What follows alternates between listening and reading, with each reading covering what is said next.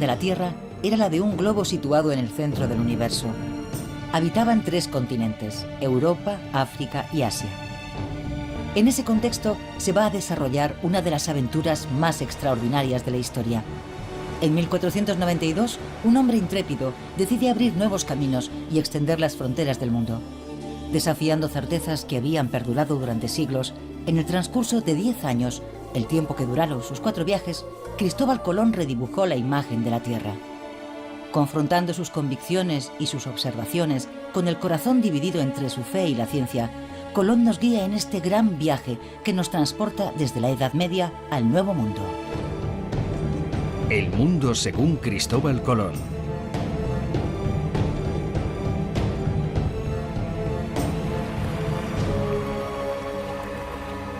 Muy altos reyes.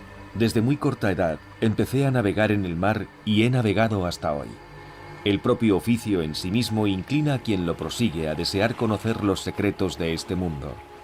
Hace más de 40 años que me dedico a ello. Todo lo que hasta hoy se ha navegado lo he recorrido. Recibí de nuestro Señor el espíritu de inteligencia.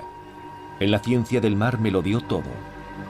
Me dio manos para dibujar sobre la esfera las ciudades, los ríos, las montañas, las islas y los puertos, todo en su sitio exacto. El sitio exacto es la obsesión de Colón. Especificar los lugares situándolos en el mapa mundi. Nacido en Génova, Colón navega desde los 12 años en la marina mercante. Primero en el Mediterráneo y más tarde en el océano. Desde las costas de Europa en el norte hasta las costas africanas en el sur. Para este experto navegante y apasionado cartógrafo, el mundo que recorre es el descrito en la geografía de Ptolomeo, matemático griego de la antigüedad, cuya obra acaba de ser redescubierta. Para el hombre de finales de 1400, el mundo estaba compuesto por 3 continentes, Asia, Europa y África. Obviamente porque cuando Ptolomeo escribió su cosmografía, solo conocía esos 3 viejos continentes. Europa era el continente que mejor se conocía en la época, ya que era el que más se había recorrido, incluso en los tiempos de Ptolomeo. África termina al sur del desierto del Sáhara. Se sabía perfectamente que la Tierra continuaba más allá de la línea del Ecuador, pero en esa región fue bautizada como la Tierra Quemada, porque el sol ecuatorial golpeaba con tanta fuerza que todo estaba árido. Por eso se creía que allí solo podían vivir hombres deformes, monstruos y animales igualmente monstruosos.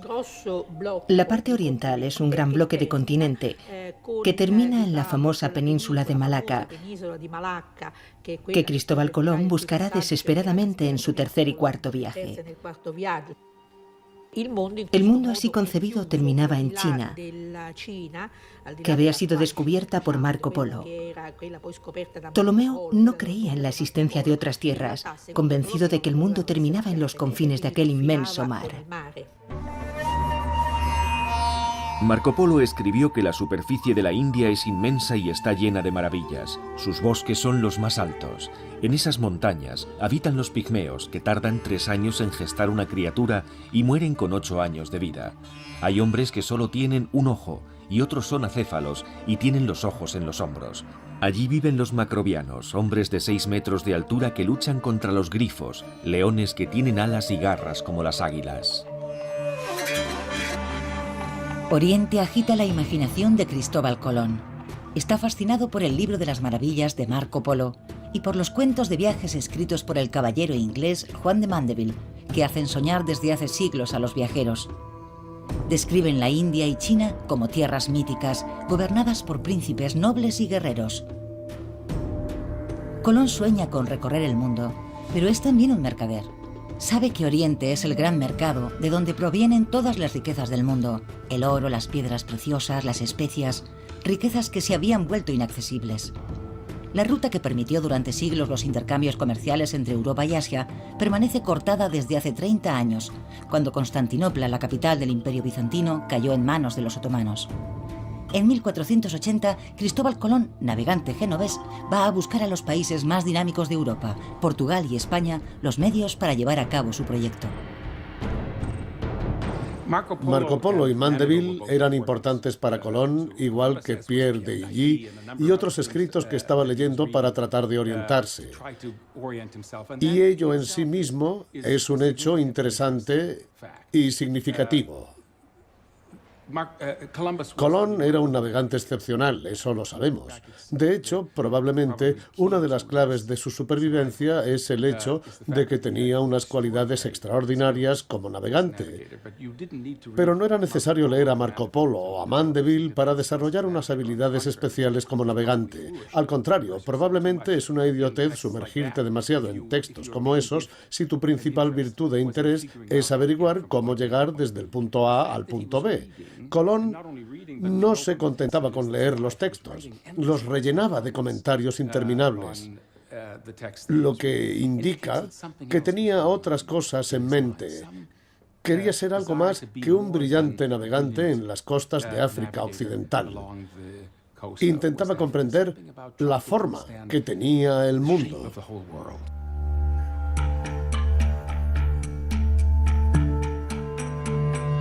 A finales del siglo XV sigue existiendo un gran desconocimiento. ¿Cuál es la circunferencia de la Tierra? Los matemáticos griegos de la antigüedad la habían calculado con exactitud, pero en 1492 sus trabajos aún no habían sido redescubiertos hasta que Martin Behem, un cartógrafo alemán, dibuja su globo terráqueo que reúne todos los conocimientos de la época.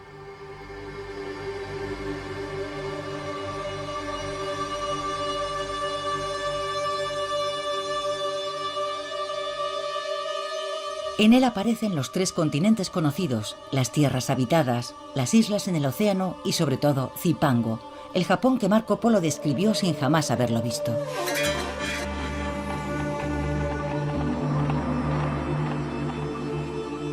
Es esta bola del mundo sobre la que Colón proyecta su expedición. Su propósito es llegar al extremo oriente, a China y a la India pasando por el oeste, siguiendo una dirección que nadie ha osado jamás tomar.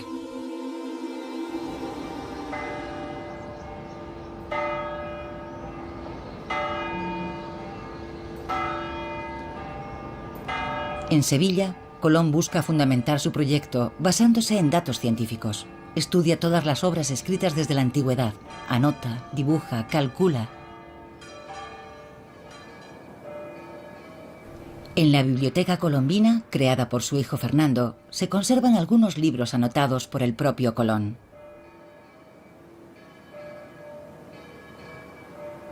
Incluye peculiarmente una carta copiada por su mano del físico Paolo Toscanelli que apoya su proyecto.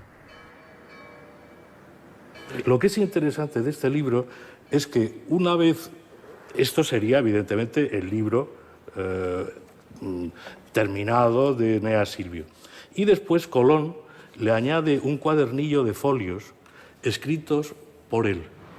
Este cuadernillo de folios comienza por la famosa carta de Toscanelli, esto es letra toda de Cristóbal Colón, la carta de Toscanelli anunciando al rey de Portugal que se puede hacer el viaje a la India por el poniente y que se puede llegar también, antes de la India, se puede llegar a la isla de Zipango, en Japón, evidentemente.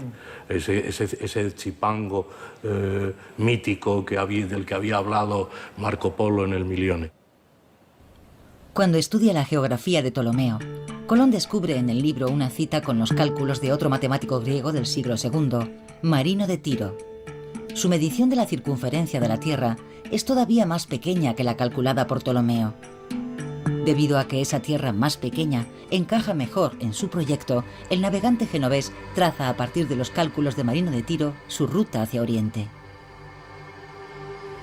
Desde Lisboa a Occidente hay 26 grados, cada uno de los cuales equivale a 250 millas. Esa distancia representa casi una tercera parte de la circunferencia terrestre hasta la nobilísima y gran ciudad de Kinsay, de la que se cuentan cosas maravillosas. Es de todos conocido que Colón calculó mal la circunferencia de la Tierra y su cálculo de la superficie de Asia era también erróneo. Por eso sus estimaciones de la distancia que debía recorrer estaban equivocadas en varios miles de kilómetros, pero si no hubiera cometido esos errores, Colón jamás habría emprendido su viaje. De hecho, hoy sabemos que la gente y los intelectuales de la corte del rey de Portugal y de la corte del rey y la reina de España rechazaron el proyecto de Colón. Y no lo rechazaron porque pensaran que la Tierra era plana o por las leyendas del siglo IX. Lo rechazaron porque los cálculos matemáticos demostraban que Colón había cometido un error monumental en cuanto a la circunferencia del globo y que él y su tripulación corrían el riesgo de morir. Sus embarcaciones no podían transportar el alimento suficiente para un viaje tan largo. Sus temores estaban justificados, ya que Marino de Tiro había cometido dos errores. El primero era considerar que Europa, África y Asia ocupaban 225 grados, cuando hoy sabemos que los tres continentes ocupan solamente 130 grados. Las masas terrestres son, por tanto, proporcionalmente más pequeñas en la realidad que en el globo de Behaim, y la superficie marina mucho más grande. El segundo error de Marino de Tiro estriba en que, según sus estimaciones, la Tierra tiene 30.000 kilómetros de circunferencia, cuando en realidad tiene 40.000. La distancia que separa Europa de la India es, por tanto, 3 veces superior a la que imaginaba Colón.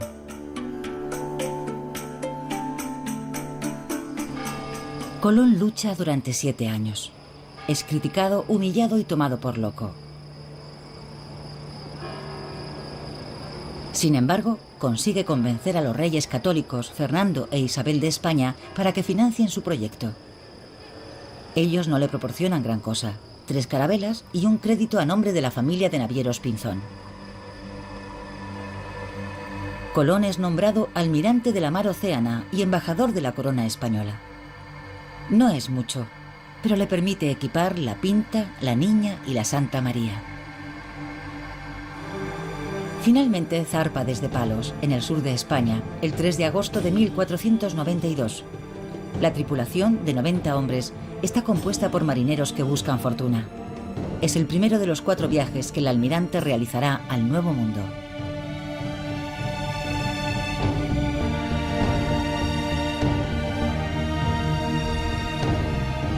Primer viaje, 1492-1493. Llegar al este por el oeste. El primer viaje de Colón abre una nueva ruta a través del océano que hoy llamamos Atlántico. Todos los navegantes que se han lanzado posteriormente a la gran travesía reviven su aventura. El océano siempre infunde miedo, pero aquellos que lo recorren deben escoger su ruta, jugar con los vientos o contra las corrientes. Marc Tixelin, patrón de regatas de alta mar, lo ha atravesado más de 20 veces. El océano actual no ha cambiado en relación a la época de Cristóbal Colón. Siempre navegamos por el mismo océano. La gran diferencia es que nosotros estamos en un mundo conocido y él estaba en un mundo desconocido. Actualmente, gracias a él en primer lugar y luego a otros navegantes, cuando nos hacemos a la mar contamos con muchos elementos que nos ayudan, que nos apoyan, que nos dan seguridad. Y el trabajo que él tuvo que hacer para conseguir financiación para sus viajes y para convencer a los hombres para que lo acompañaran fue colosal.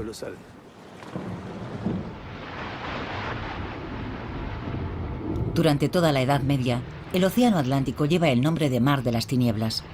Es un espacio misterioso que inquieta y aterroriza a los navegantes. El mito de las columnas de Hércules que marcan en el estrecho de Gibraltar los límites del mundo conocido sigue presente en todas las mentes. Sin embargo, en el siglo XV, algunos se atreven a navegar por la mar Océana a lo largo de la costa. Otros, como Colón, han explorado las Canarias, Madeira y las Azores. En los mapas de la época, al lado de estos lugares reales, hay indicaciones de islas fantásticas que la imaginería de la Edad Media había situado en medio del océano. Brasil, Isla Redonda y Roja, San Brandán, en nombre del legendario monje irlandés, y Antilla, dibujada con forma de bandera y asociada al mito de la Atlántida. Estos lugares fantásticos darán sus nombres a la nueva geografía del mundo. La mayoría de las rutas, por lo general, pasan por las Azores. Lo que haremos es atravesar, evitando las depresiones y los sistemas climáticos europeos clásicos. Y luego intentaremos coger rápidamente los vientos alisios si es que están soplando en la zona, ya que eso depende de la época del año en la que zarpemos. Y más de la mitad del viaje navegaremos en los vientos alisios. Colón ha viajado a lo largo de la costa atlántica. Navegante bien informado, ha aprendido a utilizar los vientos que descienden hasta el Golfo de Guinea. Pero es el primero en tener la audacia de seguir los alisios, los vientos regulares que atraviesan el océano en dirección oeste y que hoy día siguen utilizando todos los navegantes. El principio de navegación aprovechando los vientos dominantes en dirección oeste hoy parece algo elemental, pero en aquella época había que creer firmemente en ello, y Colón fue a donde los vientos le llevaron.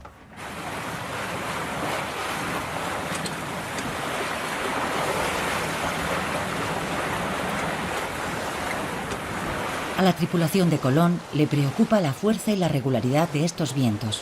Temen no poder remontarlos al regresar.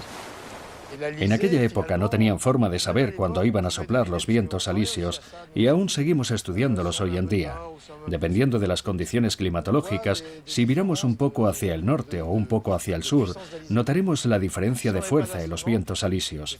De manera que si no tenían instrumentos, yo por ejemplo he participado en la Mini Transat utilizando solo el sextante, sin anemómetro ni GPS, así que no puedo decir que navegara dependiendo exclusivamente de la fuerza del viento, pero sí en parte. Sabemos si estamos saliendo de un sistema o si estamos entrando en él. Y si Cristóbal Colón tenía buena memoria, como yo así lo creo, y él y su tripulación sabían enfrentarse a la naturaleza, entonces podían sacar enseguida sus propias conclusiones o al menos ir aprendiendo de la experiencia del día a día, porque su viaje duró mucho tiempo.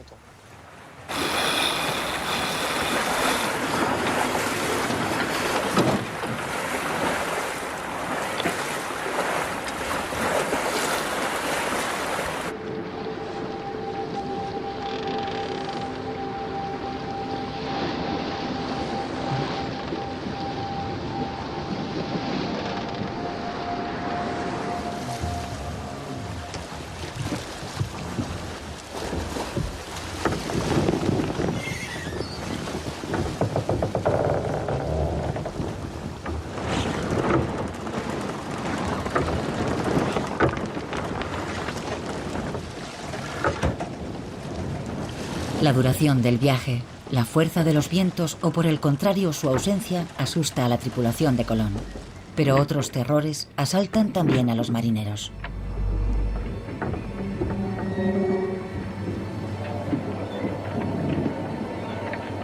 Al amanecer nos encontramos con tantas algas que el mar parecía cuajado de ellas y venían del oeste.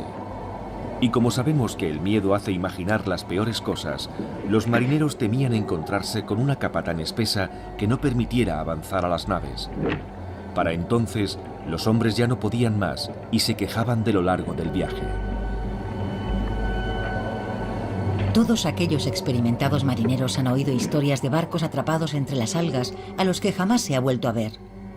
Ellos son simple y llanamente los primeros en atravesar el Mar de los Sargazos, una extensión de algas que ocupa miles de kilómetros cuadrados en medio del Océano Atlántico.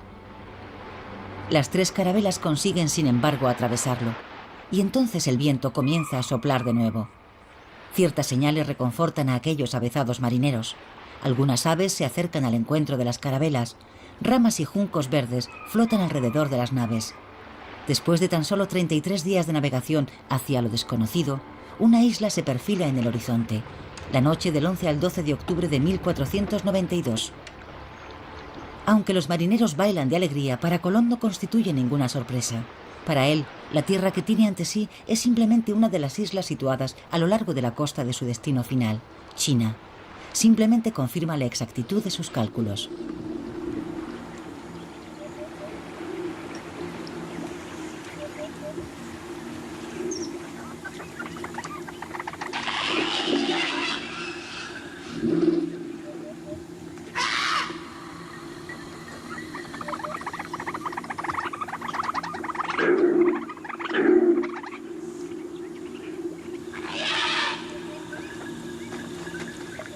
Todos los hombres que vi eran jóvenes, ninguno pasaba de 30 años. Estaban todos muy bien hechos, con unos cuerpos muy hermosos y muy bellas caras, con los cabellos casi tan gruesos como la seda de la cola de los caballos y cortos, cayéndoles hasta las cejas. van desnudos, como su madre los trajo al mundo, y las mujeres también. Algunos se pintan el cuerpo de color marrón, y son como los canarios, ni negros ni blancos.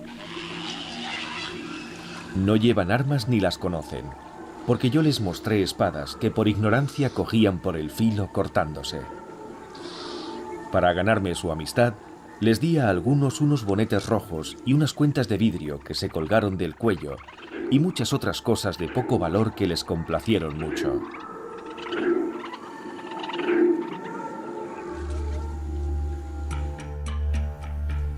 La forma del archipiélago que encuentra Colón refuerza su idea de que se trata de las islas que rodean Zipango, el Japón de Marco Polo, representadas en el globo terráqueo de Behaim. Colón dibuja sus contornos, sus costas y sus bajíos. Toma posesión del territorio en nombre de la corona española y las bautiza con los nombres de San Salvador, Fernandina y Santa María de la Concepción. Estas islas forman actualmente parte del archipiélago de las Bahamas. Por un lado, se trata de un hombre que tiene un pasaporte, documentos y cartas. En ese sentido, él entiende que lleva esos documentos de su soberano al Gran Khan, al soberano de otro mundo diferente.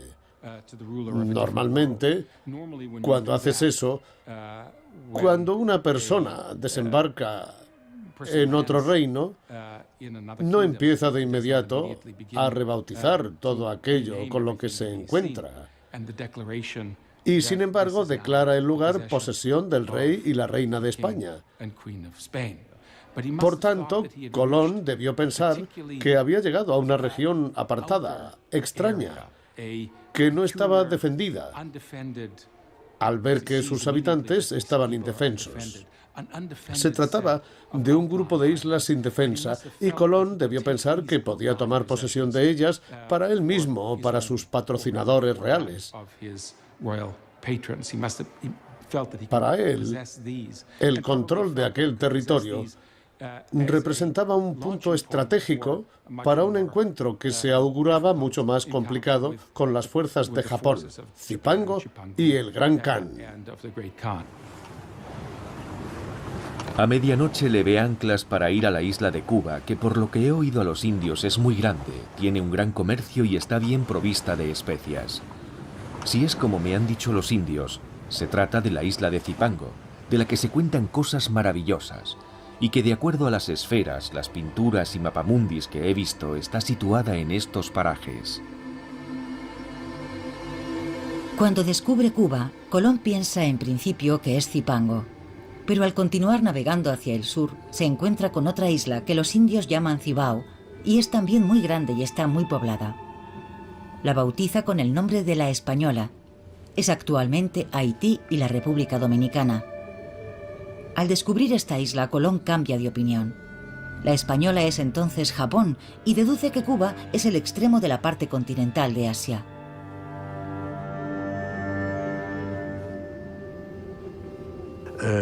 Él oye hablar de Cibao.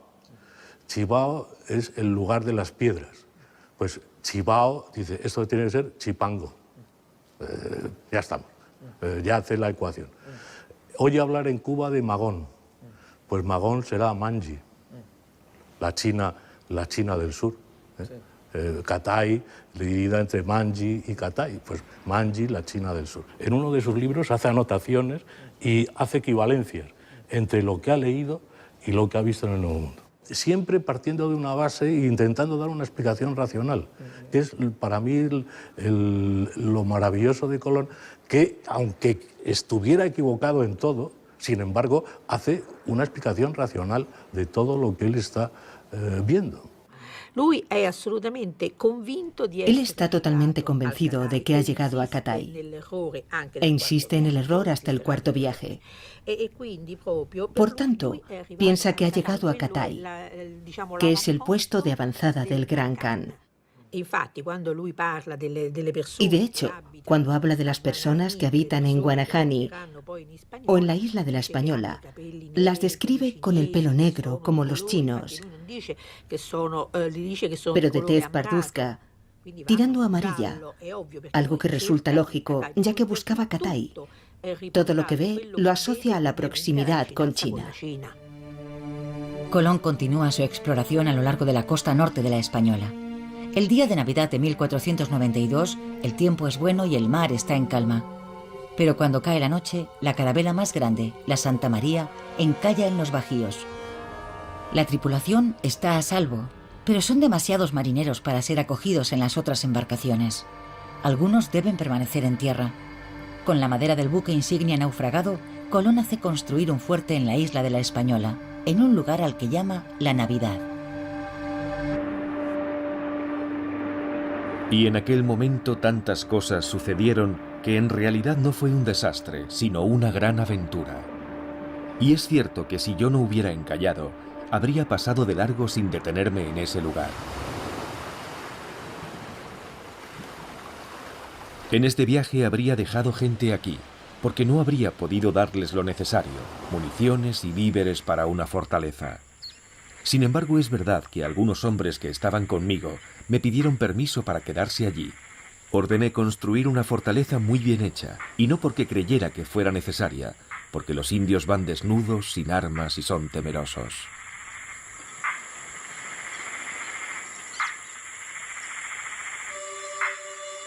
Armados con fusiles de pólvora que aterrorizan a los indios, 39 españoles se establecen en el fuerte de la Navidad.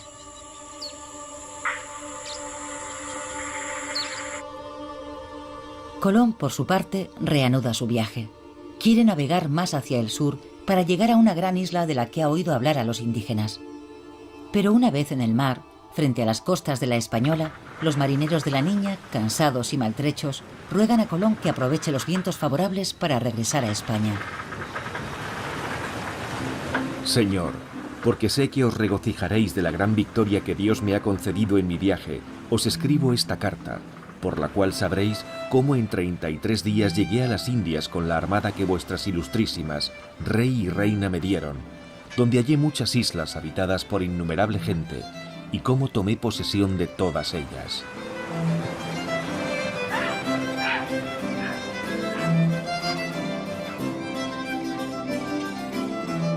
Colón regresa a España con las pruebas materiales de su éxito. La carta en la que anuncia que ha abierto una nueva ruta hacia Asia y el océano es navegable recorre las capitales europeas. Los soberanos españoles reciben a Colón como un vencedor. A Fernando e Isabel les llega entonces el turno de mostrarse impacientes. Temen que otros países puedan tomar posesión de los nuevos territorios antes que ellos. Colón ha invertido 7 años en preparar la primera expedición, mientras que la segunda se organiza en menos de 5 meses. Colón es nombrado virrey de las Indias y la corona española pone esta vez todos los recursos necesarios a su disposición. 17 barcos zarpan de Cádiz en septiembre de 1493. A bordo viajan religiosos, soldados, agricultores, ganaderos con sus rebaños. Es la primera colonización del Nuevo Mundo.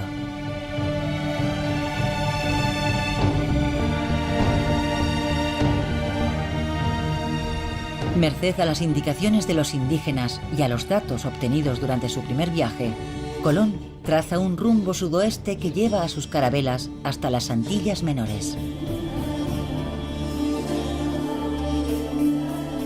Segundo viaje 1493-1496 con destino a las Indias. Colón arriba a las costas de Guadalupe, pero pronto tiene que volver a zarpar para reunirse con los hombres que ha dejado en la Española y han fundado una colonia allí. Navegué a lo largo de la costa de la Española hasta Montecristi. Vi que la gente que había dejado en el fuerte de la Navidad había caído en la discordia.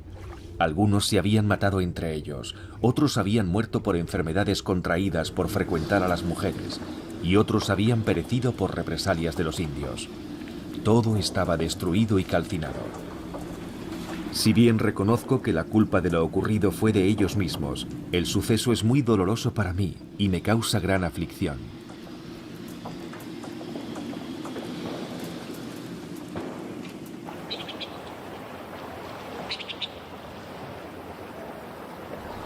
La primera experiencia real de convivencia entre españoles e indígenas ha acabado en un baño de sangre.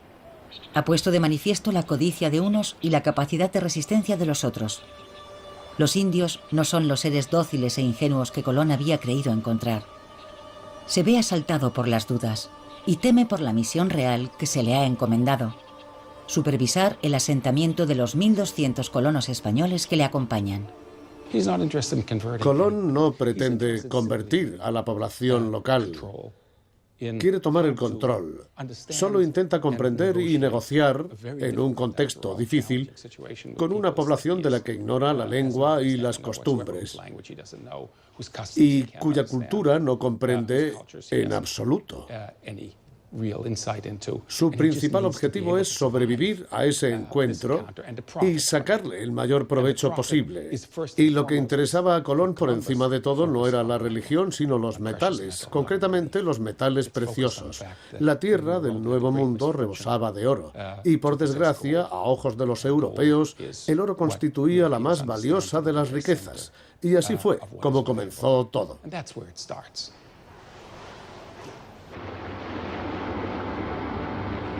Busqué un lugar para establecer una ciudad.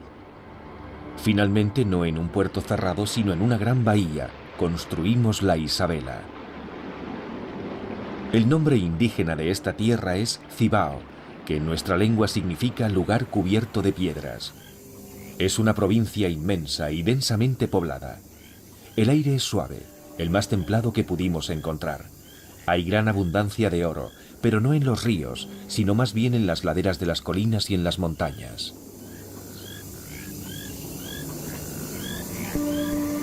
En un punto que a la postre resultará poco adecuado, el almirante funda en 1494 la primera colonia del Nuevo Mundo. Los españoles desembarcan con un propósito claro: tomar posesión de las tierras y someter a los indios, aunque Colón es partidario de que españoles e indígenas trabajen codo a codo. Se origina entonces un largo conflicto sobre la administración de la colonia, empañando la imagen de Colón incluso en España. El almirante abandona entonces la española que él todavía toma por Japón y zarpa para continuar su exploración del continente asiático.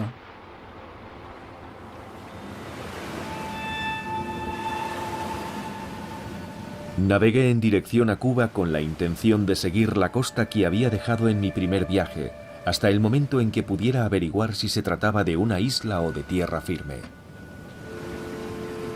Iba en busca de una provincia llamada Manji y eché el ancla cerca de un gran poblado cuyo jefe me conocía, ya que había oído relatos sobre mi primer viaje. Le pregunté si esta tierra se extendía hacia el oeste.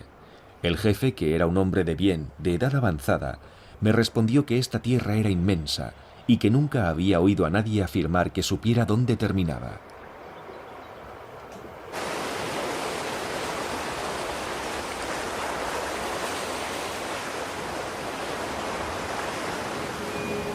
A Colón le habría bastado continuar su rumbo durante unas pocas millas más para descubrir que Cuba es en realidad una isla. Pero el almirante y su tripulación no albergan la menor duda, y jurarán ante notario que Cuba es el comienzo de la tierra firme, el extremo oriental del continente asiático. El almirante zarpa luego rumbo a España con una idea ya en la mente: emprender rápidamente un tercer viaje más al sur, hacia las Indias. Tercer viaje, 1498-1500, otro mundo. El mundo en expansión despierta el interés de las grandes potencias marítimas. España y Portugal llegan a un acuerdo mediante el Tratado de Tordesillas. El tratado garantiza a España el dominio indiscutible sobre las tierras recién exploradas al oeste de la línea. Portugal conserva su exclusividad sobre las partes conocidas de África y Oriente al este de la línea. Pero aquella línea le atribuirá más adelante el territorio de Brasil. Gracias a este acuerdo, el rey de Portugal autoriza a Colón a zarpar desde Cabo Verde. En junio de 1498, al mando de 6 carabelas, toma un rumbo mucho más al sur y navega cerca del Ecuador. El 31 de julio, pensando que ha llegado a la punta más lejana de la India, arriba a las costas de Sudamérica. Cuando llegué a la punta del Arenal, vi que la isla de Trinidad forma con la Tierra de Gracia un estrecho de alrededor de 2 leguas de anchura, de poniente a levante. Para cruzarlo, había que pasar un hilero de corrientes que traían un rugir muy grande mientras atravesaban el estrecho. Detrás de una corriente llegaba otra y otra más, y todas levantaban gran estruendo. Quiso nuestro Señor concederme viento favorable y pude atravesar el estrecho, y de inmediato sobrevino la calma. Sacamos entonces agua del mar y la hallé dulce. Él ve una corriente inmensa, la corriente del Orinoco, que realmente debe de ser impresionante, y además él sufre un macareo. Es decir, el macareo es el choque de la corriente del río con la corriente del mar, y en ese choque está a punto de zozobrar las naves del propio Colón. Con lo cual, en este momento, él se encuentra con un río inmenso, es decir, que está navegando todavía en el mar y el agua es dulce. Por la corriente del Orinoco. Es el mar de agua dulce, como lo van a llamar otra vez después, ¿no? Con lo cual, esa corriente, ese río inmenso, ¿de dónde viene? Navegué a lo largo de la costa hacia poniente, y cuanto más andaba, más dulce y sabrosa hallaba el agua del mar. Anclé en un río. Luego vino mucha gente, y me dijeron que llamaban a esta tierra Paria, y que hacia el poniente estaba más poblada. Los habitantes de esta tierra son de muy linda estatura. Sus cabellos son largos y lacios, y son gente más astuta, con mayor ingenio que los demás, y nada cobardes. Jamás he encontrado un escrito latino o griego que diga de una manera precisa en qué lugar de este mundo se encuentra el paraíso terrenal. Estoy convencido de que el paraíso terrenal está allí, donde no puede llegar nadie, salvo por voluntad divina. Creo que esta tierra será inmensa y que habrá muchas otras de las que jamás hubo noticia. A Colón le asalta una duda enorme. ¿Qué es lo que ha hallado? ¿Un nuevo continente? Sin embargo, solo hay 3 continentes. No puede haber un cuarto. Pero si no es un cuarto continente, ¿qué es lo que ha encontrado? Colón recurre entonces a los conocimientos cartográficos medievales para formular una respuesta. Se trata, según él, del paraíso terrenal. De acuerdo a la cartografía medieval, el paraíso terrenal estaría situado en Oriente y las aguas de 4 grandes ríos brotarían de él: el Indo, el Ganges, el Tigris y el Éufrates. A veces se cita un quinto río, que podría corresponder al Orinoco, el río que Colón acaba de descubrir. Así que el hallazgo de toda esa extensión de agua dulce es lo que le hace pensar que ha encontrado el paraíso terrenal. Si el paraíso terrenal, que está perfectamente reconocido y aprobado por la doctrina cristiana, se encontrase realmente allí, sería la prueba de que él no es un hereje. No podía tratarse de otro continente. Según su concepción geográfica del mundo, no podía existir un cuarto continente. Ante el descubrimiento de este inmenso territorio, cuya existencia no recoge ni la Biblia ni la geografía, la razón de Colón se tambalea.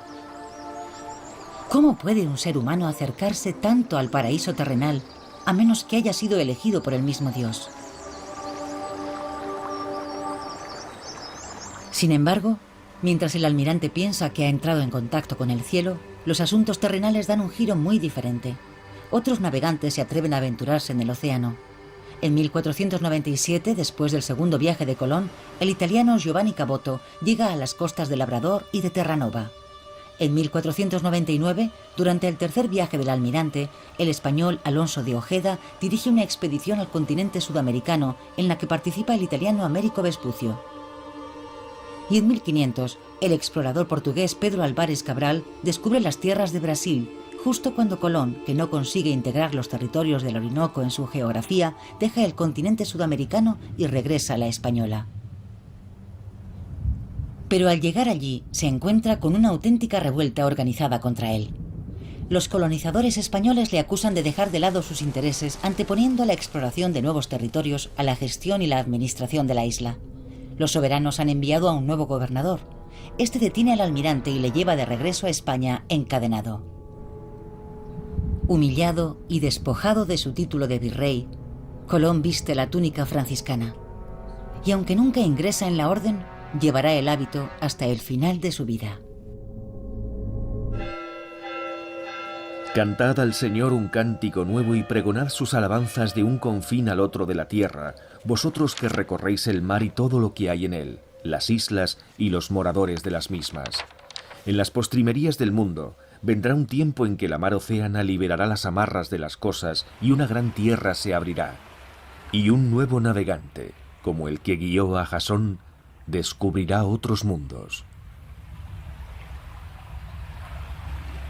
En este libro de las profecías que hace con su amigo Gorricio, él recoge por un lado el famoso coro de Séneca en la Medea cuando dice que habrá un tiempo en el cual se desatarán las ataduras del océano y un nuevo Tifis descubrirá nueva tierra. Bueno, pues esta es una profecía que él se aplica a sí mismo, evidentemente. Yo soy el nuevo Tifis que ha descubierto esa nueva tierra y ese nuevo cielo.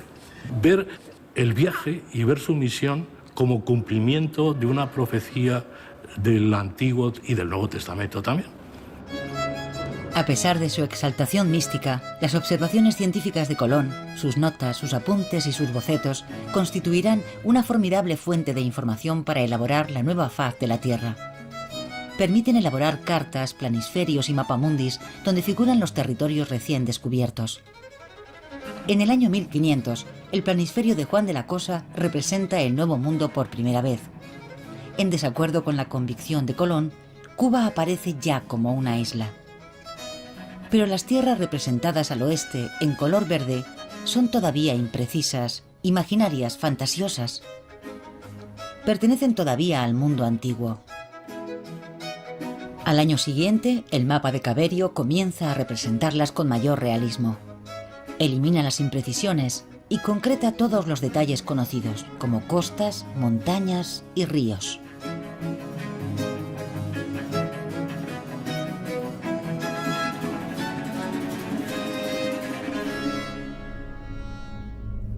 Colón es un alma atormentada. Su obsesión es irrefrenable. Debe llegar a las Indias por la ruta occidental. La idea de un estrecho que conduciría directamente a Asia le persigue. La ruta aparece trazada en su mapa del mundo. La península de Malaca, descrita por Marco Polo, China y finalmente la India. Pese a haber caído en desgracia, los reyes Fernando e Isabel nunca han puesto en duda su capacidad como navegante. Tras pasar un año consumido por la impaciencia, Colón logra persuadirles para que le proporcionen los barcos, los hombres y los víveres necesarios para su cuarta expedición. El almirante está a punto de cumplir 50 años. Cuarto viaje, 1502-1504, en busca del estrecho. Desterrado de la Española y obsesionado por la búsqueda del estrecho que conducía a la India, Colón llega a la costa de la actual Honduras el 14 de agosto de 1502. Navega sin descanso a lo largo de la costa durante 48 días, pero se ve sorprendido por un terrible huracán. La tormenta era terrible. Nunca unos ojos vieron una mar tan alta, tan terrible y llena de espuma. El viento nos impedía avanzar y ni siquiera nos dejaba la oportunidad de correr hacia algún cabo. Allí me detenía, en aquella mar hecha sangre, que hervía como caldera en un gran fuego. Jamás se ha visto un cielo tan espantoso. Un día con su noche ardió como un horno. Y tal era el fuego que arrojaban sus rayos, que a cada instante miraba yo si no se había llevado mis mástiles y mis velas.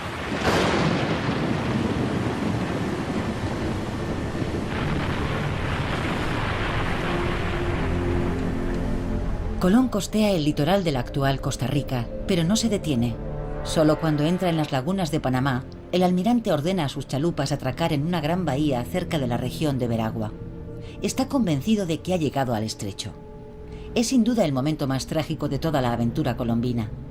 El almirante está persuadido de que detrás de esta lengua de tierra hay otro océano. Pero a pesar de realizar numerosas tentativas, no consigue encontrar el pasaje. Sin embargo, su intuición es acertada. Se encuentra en el lugar exacto donde 400 años más tarde se abrirá el Canal de Panamá. Así que allí, el sueño de Colón se hizo añicos. El marino está exhausto por los viajes, se encuentra enfermo, sufre de gota y padece una infección ocular grave.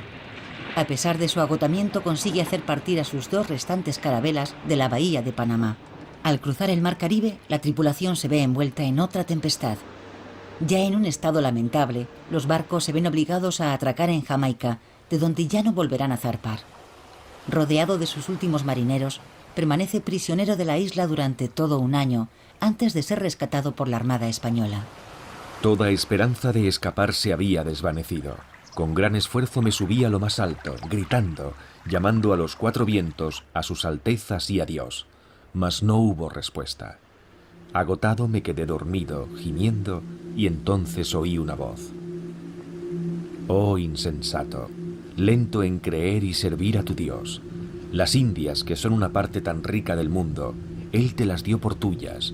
Las repartiste como bien entendiste, y Él te dio el poder para ello. Te dio las llaves de las puertas de la mar Océana, que con tan fuertes cadenas estaban cerradas. Retorna a Él y admite al fin tu error. Tu vejez no será un obstáculo. Jerusalén y el monte Sión deben ser reconstruidos por la mano de un cristiano. Es un error considerar a Colón un explorador. Él nunca pretendió ser un explorador. Lo que quería era descubrir una ruta comercial, una nueva ruta que conducía a un lugar ya conocido. Pero se encontró en una situación compleja, frente a obstáculos completamente inesperados. Es cierto que hizo todo lo posible por aprovecharse de esa situación. Pero no debemos olvidar que en el transcurso de su 4º viaje estuvo a punto de perder el juicio. Vivía una experiencia muy extraña, cargada de una enorme tensión. Podemos encontrar pruebas de ello en su obra titulada El libro de profecías y en otros escritos redactados en la última etapa de su vida. Estaba como desconectado de la realidad por los recuerdos de lo que hoy consideramos una de las aventuras más hermosas del ser humano. De modo que hablar de Colón, el explorador, no me parece acertado. Ha habido exploradores mucho más importantes y muchas otras personas que se plantearon el dilema e intentaron comprender lo que habían descubierto, pero no insistieron, como hizo Colón al final de su vida, convencido de que había llegado a Asia. Incluso cuando llegaron a Cuba, obligó a sus hombres a jurar que estaban en China, como si el simple hecho de decirlo bastara para hacer de ello una verdad. Ese no es el comportamiento de un explorador moderno, pero Colón tenía ese anhelo y una curiosidad sin límites. Era consciente de la grandeza de su empresa, pero no fue capaz de asimilarlo. Era una experiencia demasiado fuerte y perturbadora. En 1506, tras regresar a España, Colón muere sin haber completado el proyecto de toda una vida. Nunca llega a la Asia de sus fantasías, y ni la religión ni la ciencia le han proporcionado las respuestas que buscaba. Sin embargo, su trágico fracaso quedará en nuestro imaginario colectivo como una de las mayores aventuras de todos los tiempos. Hacia el Nuevo Mundo. En 1502, el mismo año en que Colón realiza su último viaje, el mapa de Cantino marca una nueva perspectiva en la representación del mundo. Aunque las nuevas tierras no están aún situadas con precisión, el contorno de las islas aparece claramente dibujado. Se señalan las ciudades y los puertos y aparecen las primeras banderas. En este mapa portugués, el cartógrafo ha hecho hincapié en los territorios de la futura Brasil que muestran la riqueza de su flora y su fauna. La representación de los viejos continentes se afina. El trazado de África se hace más realista. Figuran los relieves y los pueblos, y las poblaciones aparecen por fin representadas. En cambio, la costa oriental de Asia, que ha sido el objetivo primordial de todas las empresas de Colón, sigue mostrándose incierta, vaga, prácticamente inexplorada. 5 años más tarde, el cartógrafo Waldseemüller dibuja el mundo como una proyección cónica. Las nuevas tierras aparecen representadas en un espacio mucho más extendido en comparación con el viejo sistema tolemaico. Por fin se distinguen de las de Asia. El nombre de América, inspirado en Américo Vespucio, el primero en explorar el continente sudamericano, aparece por primera vez.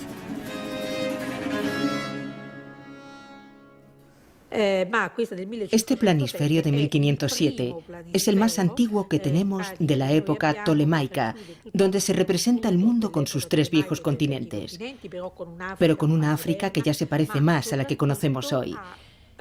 Y sobre todo, un nuevo continente, un nuevo mundo que Waldseemüller, el cartógrafo, bautizó con el nombre de América.